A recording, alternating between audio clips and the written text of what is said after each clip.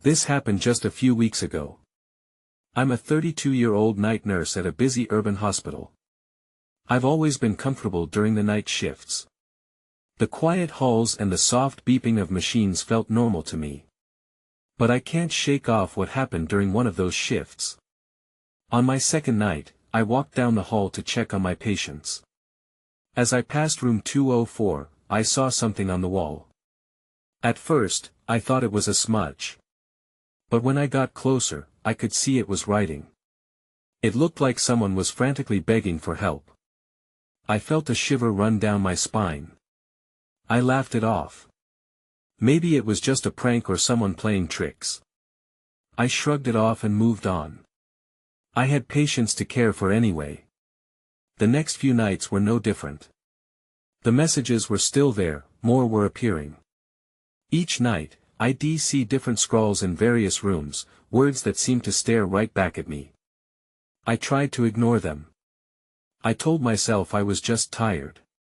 But one night, while I was pulling a chart, I saw a shadow dart past my vision. I turned quickly. Nothing. Just empty halls.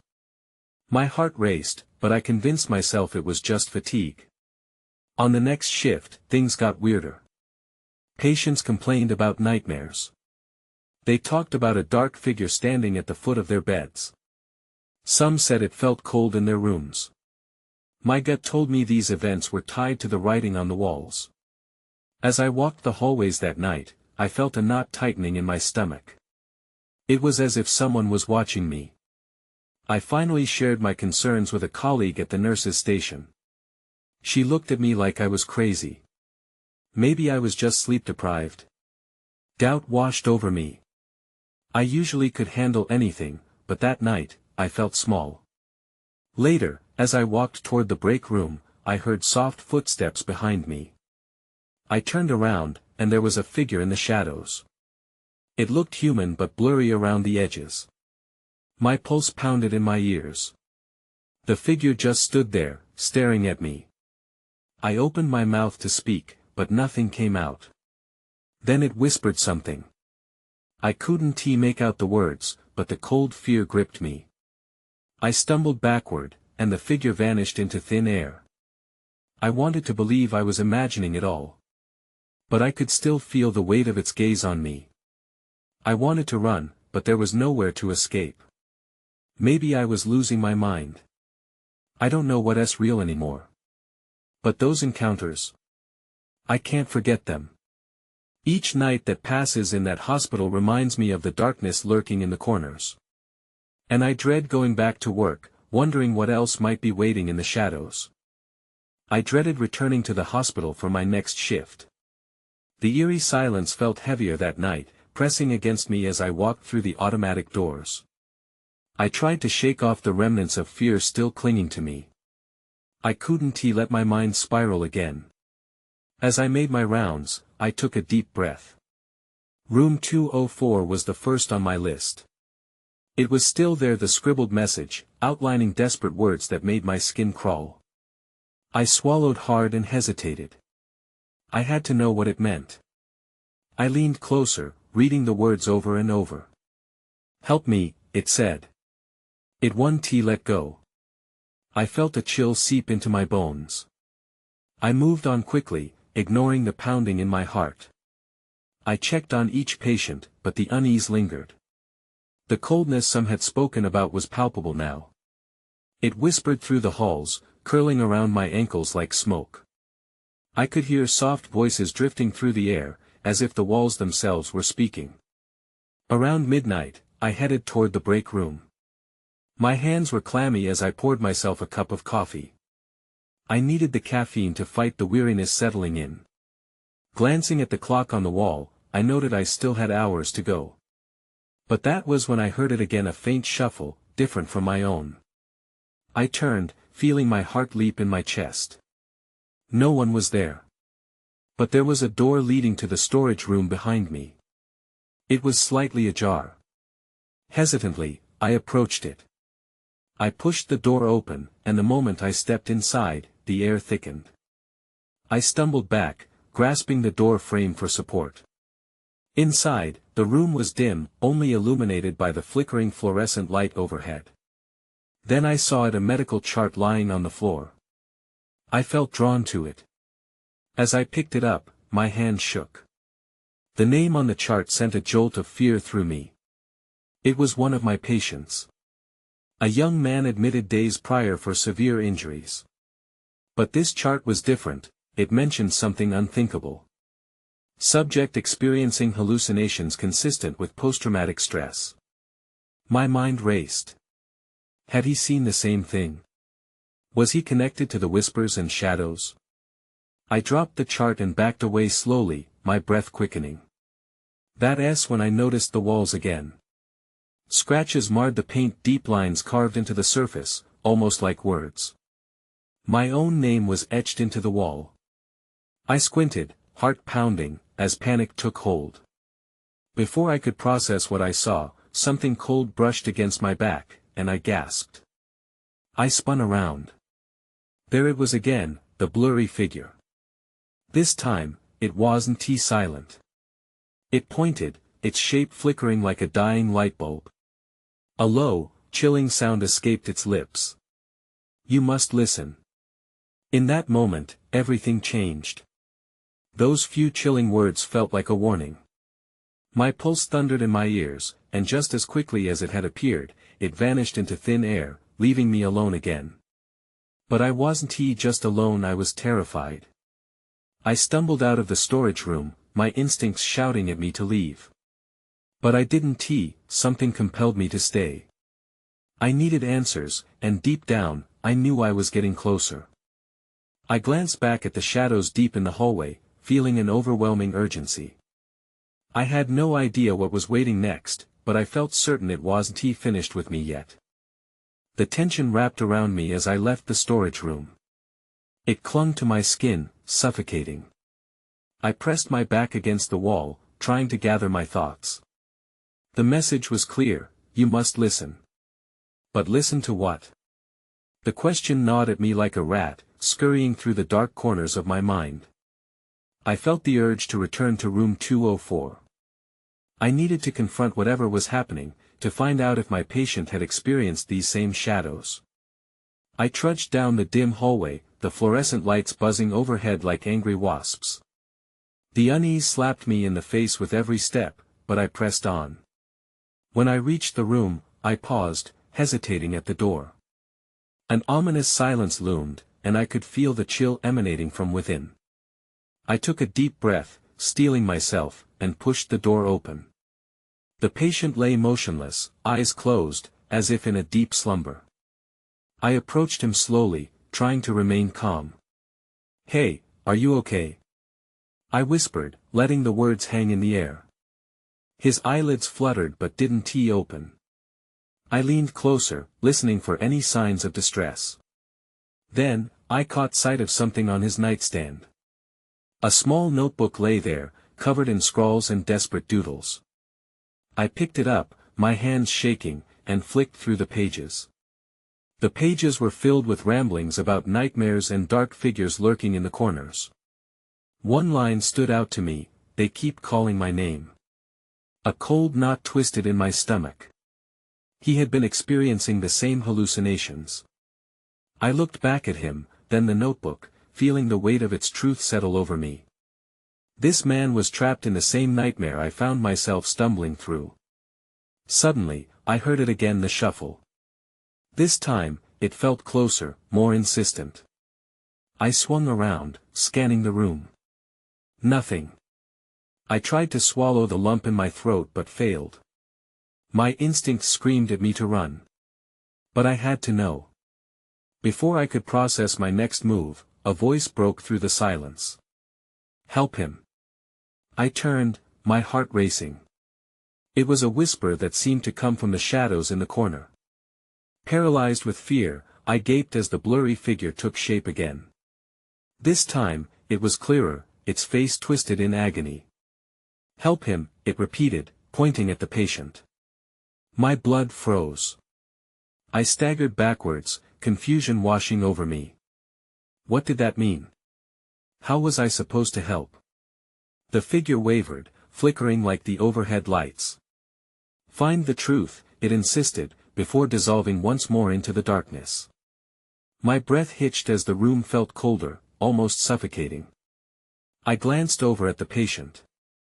His face remained serene, but I felt like I was standing on the edge of a precipice. I needed a plan, something to ground me. The notebook was still in my hand. I flipped through it again, searching for a clue, a hint of where to turn next. That's when I found an entry that made my blood run cold. I heard them call my name last night. I thought it was just a dream. But now I fear I'm losing myself. I can't let it take me, not again. My heart dropped.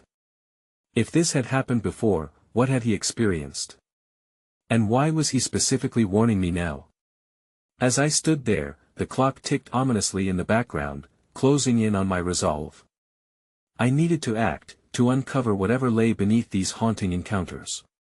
But just as I decided to leave, a strange sensation washed over me. The lights flickered violently before plunging the room into darkness, leaving me standing in a suffocating void. Panic surged through me. I was not sure what was behind me, but I was certain that the night had only just begun. I stood frozen in the darkness, every nerve ending electrified. My mind raced, grasping at the fragments of the situation. I could no longer hear the clock ticking. Instead, the silence wrapped around me like a thick fog. It was too quiet. Focus, I whispered to myself, willing my feet to move. The room felt smaller, the walls closing in. I could barely see my hand in front of my face. I had to reach the door, to get out of this room before whatever darkness lurked made its move. I shuffled forward, one hand trailing along the wall for guidance. My heart hammered in my chest. Each sound a rustle, a creak sent a jolt of fear through me. It felt like the shadows themselves were watching, waiting. Finally, my fingers brushed the cold metal of the door handle. I fumbled and turned it, relief washing over me as I pushed the door open. Just as I stepped into the hallway, I heard it, a whisper, soft and deliberate. Find the truth. A chill raced down my spine. It was the same voice from before, the one that urged me to help. I hesitated, looking back into the darkness of room 204. Could I really disregard the warning? But my instincts propelled me forward. The halls were empty, the lights dimmer than before, flickering like dying fireflies. I headed to the nurse's station, hoping to find someone who could offer clarity. As I reached it, I was met with an unsettling sight. The other nurses appeared as shadows themselves, hunched over charts, their faces hidden under the flickering lights. I called out softly, "Is anyone here?" One head turned slowly, and I recognized Maria, my colleague. But her eyes were wide and unfocused, as if she were in a trance. "You should leave," she murmured. "They're watching." "What is going on?" I pressed, the hairs on my arms standing on end. "What do you mean?" "Stay away from room 204, she warned, her voice barely above a whisper. "It's not what it seems." The word sent an icy shock through me. I opened my mouth to question her further, but before I could, the lights surged brighter, illuminating the hallway only for a moment. The sudden flood of light flickered out again, plunging everything back into darkness. I felt a hand grip my wrist. Panic surged in my chest. I turned, ready to bolt, but it was Maria. "Listen," she hissed, pulling me closer. "You're in danger if you stay. You don't know what you're dealing with." Just then, behind her, a shadow moved. It glided down the hall, growing larger, and I felt my stomach drop. What is that?" Maria's grip tightened. "I don't know, but you need to go now." In that moment, everything clicked: the shadows, the warnings, the nightmares. My thoughts raced. I had to confront what was happening in room 204. But as I turned to make my escape, the shadow loomed closer, and I realized it wasn't he just after the patient. It was after me too. My heart sank. "I have to find the truth," I said, and before she could stop me, I ran back down the hall, prepared to face whatever horror awaited me.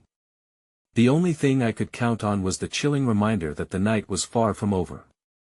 I sprinted down the dim hallway, my breath quick and shallow. Behind me, the shadow crept closer, a thick, dark mass that swallowed the weak light of the emergency exits. I didn't dare look back. It felt like once I did, I'd be pulled into it. I reached the nurse's station again. The place that had once seemed so familiar now felt like a battleground. "Maria!" I shouted, but the nurse was gone. The charts she'd been studying lay scattered on the floor, abandoned. Had she gotten lost in the shadows? I ducked behind the desk, my heart racing. I could hear the soft sound of shuffling from somewhere in the darkness, and every instinct told me I needed to be quiet. I peered over the desk and scanned the hallway. It was eerily still now. Did the shadow just vanish? Then I caught a glimpse of movement near room 204. A figure stood just outside, half hidden in the gloom. My body tensed, fear coiling in my stomach. I had to know if it was the same figure haunting me, or if it was something else entirely. Slowly, I made my way toward the door, every step laden with anxiety. As I crept closer, I realized the figure was a patient. Their face was pale, eyes glazed with a vacant stare, as if they had one foot in another world. "Please, help me," they murmured, their voice barely audible, each word slurred. "What's wrong?" I whispered, panic rising in my chest. "Are you okay?" "They're coming," the patient rasped. "You have to leave." It was the same warning I'd heard. This was a pattern I couldn't ignore. My heart raced even faster. "Who?" I pressed. "Who's coming?" But before they could respond, the lights flickered again, plunging the hallway into semi-darkness. I took a step back, every instinct screaming at me to retreat. But where would I go? The only way was to confront whatever truth this patient knew. Suddenly, a loud crash echoed from the end of the hallway, and I jumped. I bolted back towards the nurse's station, where a group of figures stood, now more nurses, or what used to be nurses.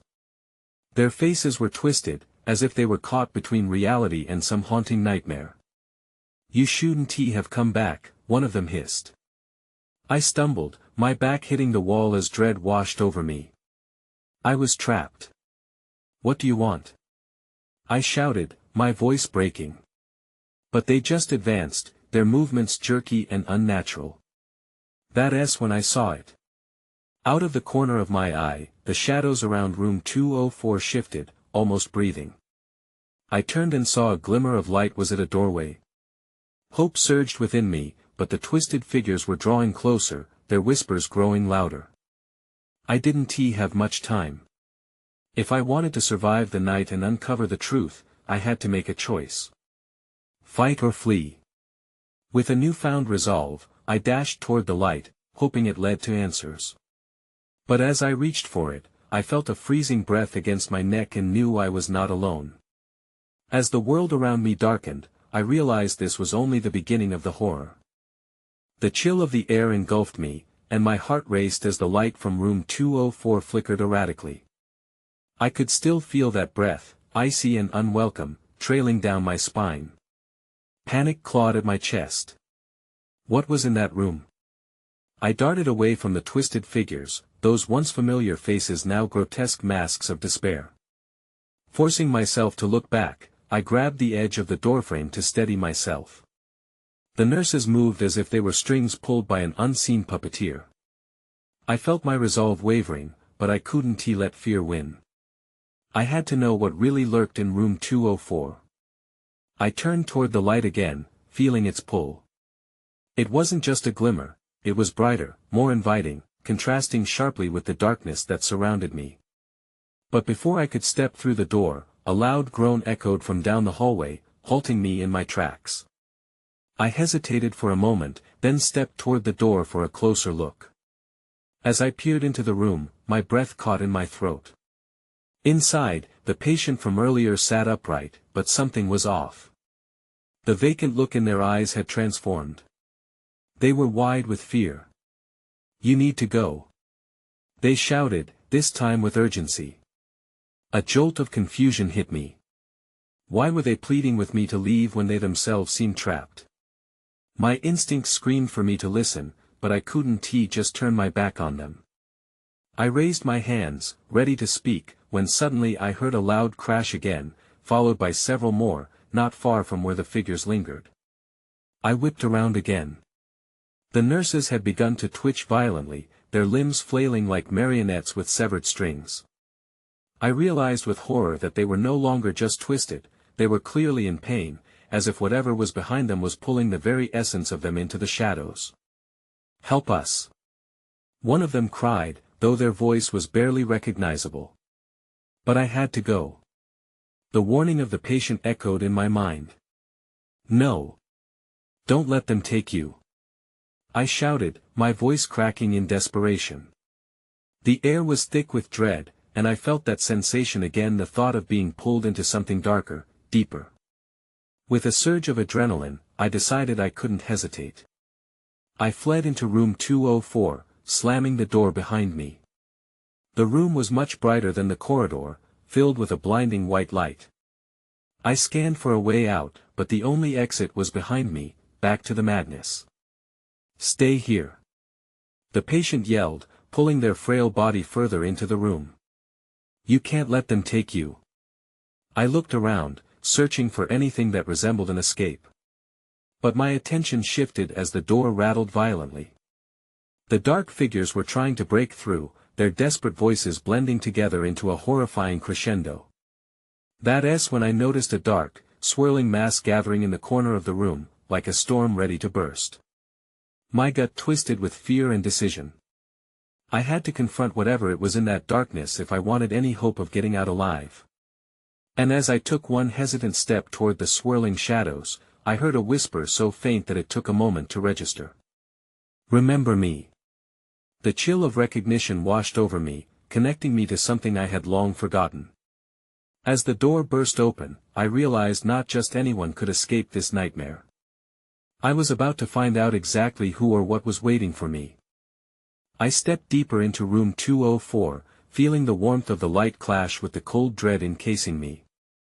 The swirling mass in the corner pulsed, pulling my gaze.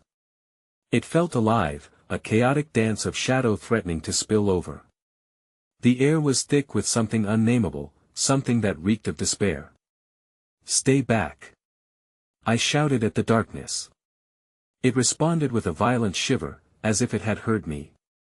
The patient from earlier pressed themselves against the far wall, their face twisted in anguish. You can't face it. It's too strong. I couldn't turn away. My instincts screamed for me to flee, but curiosity bound me to my place. The dark swirl seemed to extend toward me, like fingers reaching out. What are you? I demanded, though part of me doubted I would receive an answer. In an unexpected move, the shadows surged forward, circling my feet. I stumbled back, eyes wide. Please. The patient begged. You don't understand. But I wasn't listening. Panic ignited me, and I lunged at the darkness, fueled by a wild determination to confront whatever lay within. As I touched the swirling mass, an electric shock jolted through my body. The darkness expanded, enveloping me. Images flashed in my mind, faces, screams, memories that weren't mine. It became a kaleidoscope of terror. I saw myself, but not as I was now. A version of me with eyes wide and pleading. Why? Why are you doing this? I gasped, feeling myself lose grip on reality. Then there was a sudden silence, a pause in the chaos.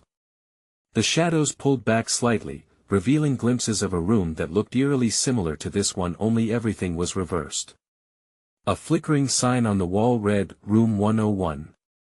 I blinked, struggling to make sense of it. Then a voice cut through, clear and sharp. You should have listened. It was hauntingly familiar but echoed from somewhere deep within the shadows. The dark mass twisted, revealing forms, spirits clawing for escape, trapped in their eternal torment. I felt their sorrow, their anger, every emotion crashing into me like waves. Get out. The patient screamed from the corner, a wave of despair woven into their tone. "You're bringing it here." I took another step back, broken out of the trance as the swirling mass lunged toward me with renewed ferocity. The door was still behind me, but the escape felt impossible now. That's when I spotted something glinting within the darkness. A small object emerged from the shadows like a lifeline, the smooth handle of a silver key. With a sudden burst of clarity, I reached for it. My fingers wrapped around the metal just as the swirling shadows began to retreat, their hold on me fading. I turned, heart racing, and grabbed the handle of the door. But just before I pushed through, I heard that whisper again, "Remember me." It echoed in my thoughts as dread settled in my stomach. I didn't just remember. I understood. With the key in hand and the weight of my discovery heavy on my shoulders, I stepped back into the hallway. The figures still writhed in pain, and I knew I wouldn't leave them behind. But as I turned to face the door, I realized I'd opened a door to something much deeper than darkness. And as I glanced back at room 204, a familiar voice called from the shadows, "Join us." I stumbled out into the hallway, my mind racing. The key felt cold in my palm, a shiver running through me at the thought of what I'd just faced. I glanced back at room 204, half expecting the patient to call out again or for the shadows to spill forth and drag me back in. But all was still, a heavy silence loomed where chaos had just thrived. The dim lights flickered above me, and I hurried away, my heart pounding. I tried to calm myself. I couldn't ignore what I saw. I had to understand this. The memories, the spirits, they felt too real to dismiss. I found myself in the break room, desperately needing to collect my thoughts. I leaned against the counter, gripping the edge as if it would anchor me. I had always thought of hospitals as places of healing, but now it felt like a maze of suffering. I pulled out my phone to check the time. It was way past midnight. That's when I noticed the reflection of a figure in the window behind me.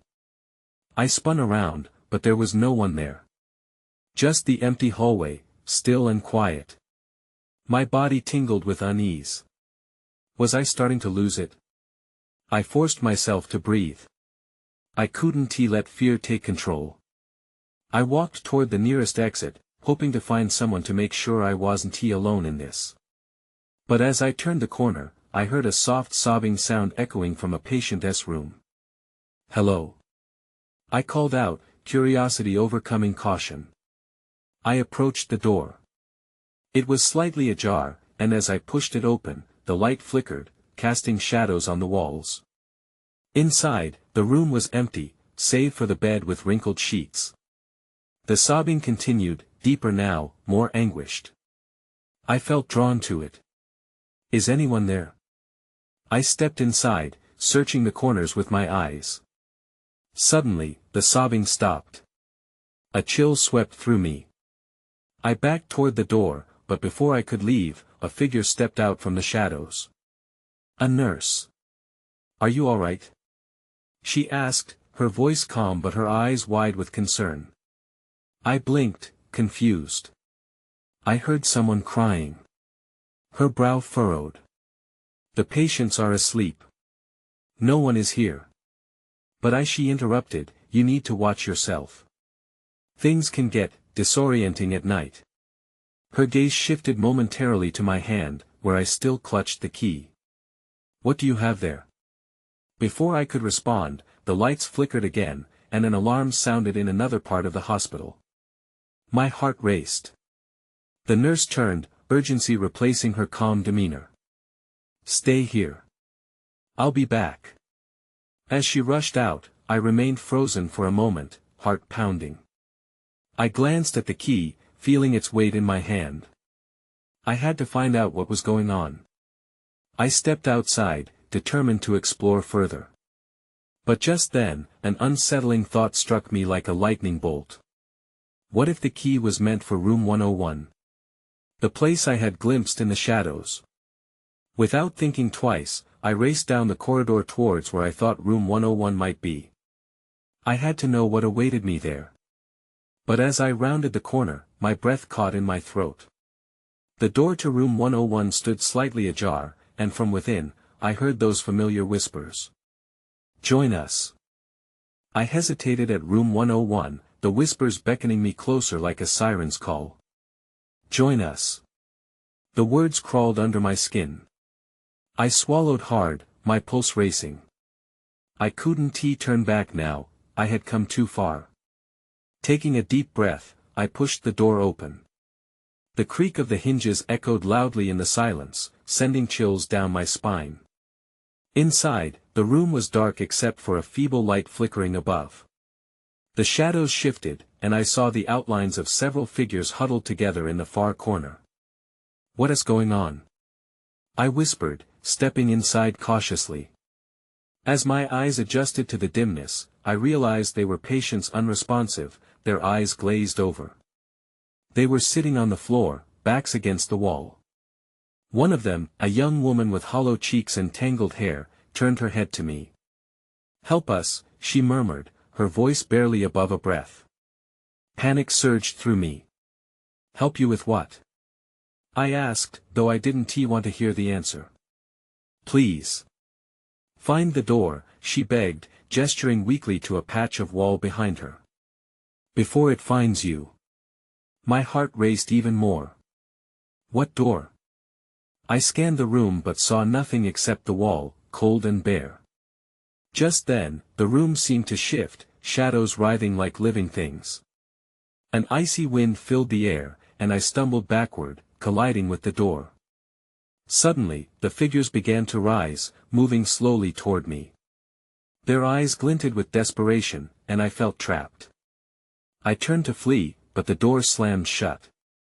"Stay with us," they chorused. "You understand now." I pressed my back against the door, fear clawing at me. "No. I'm not staying," I cried out as I desperately pulled on the handle.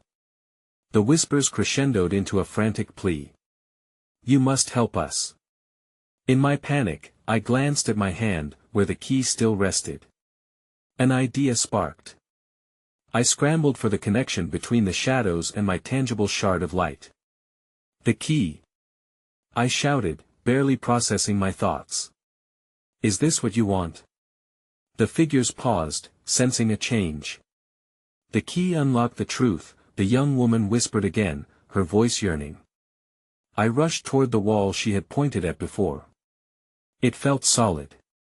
Unearthing my resolve, I brought out the key, its surface cold against my skin, and looked frantically for a keyhole, any mark signifying where it was meant to rest. Then I noticed a subtle outline amidst the paint.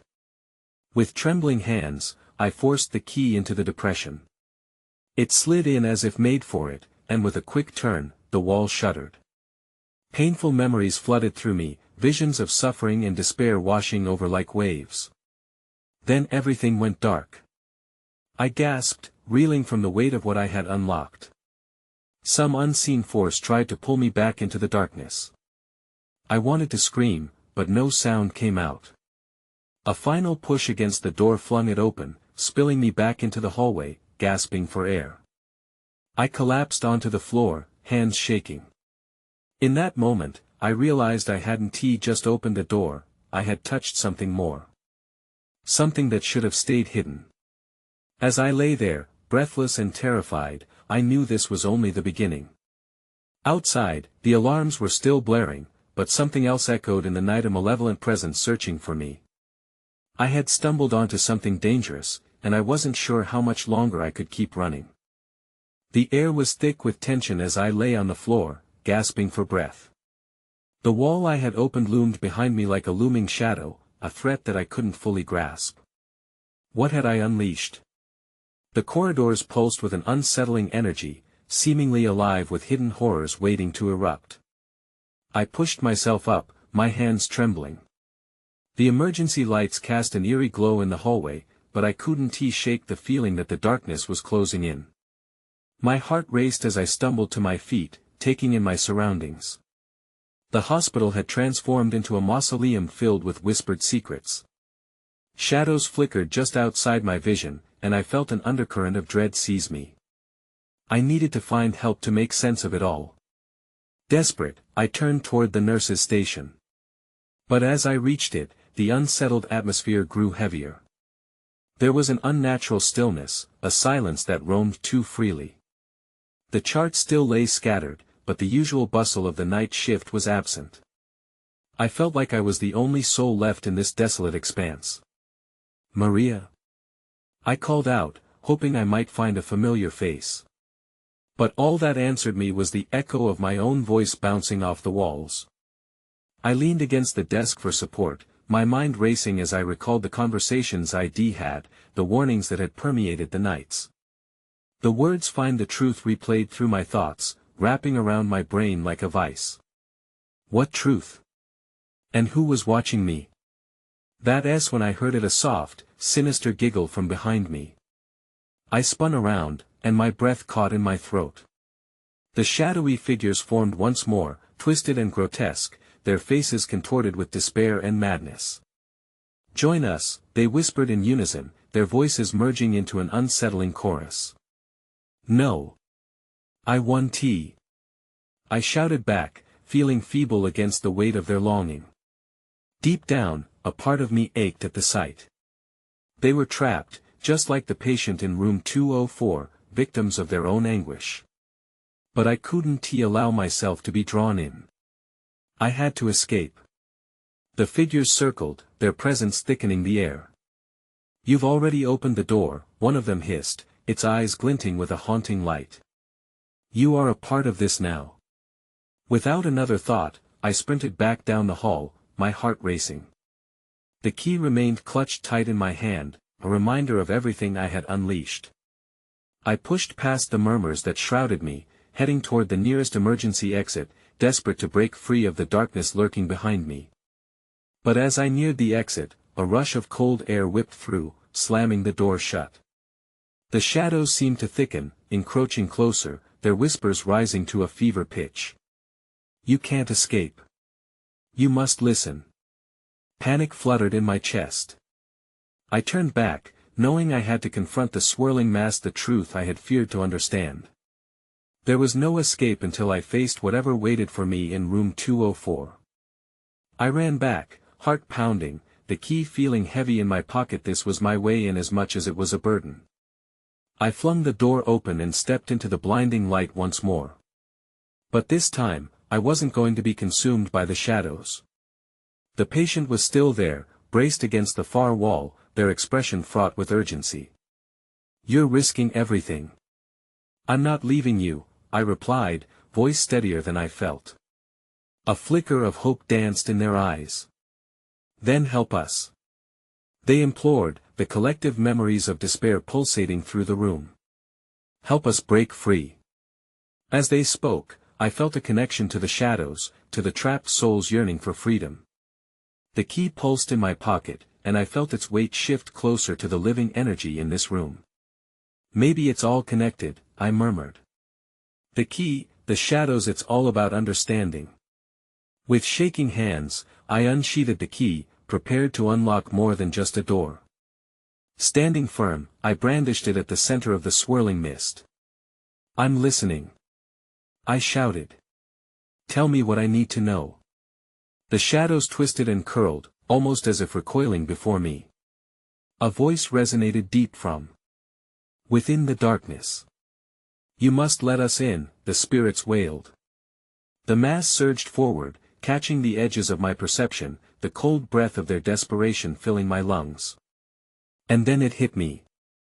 This darkness and these whispers weren't just remnants of madness, they were pleas for help from the lives that had faded amidst the sterile walls of the hospital.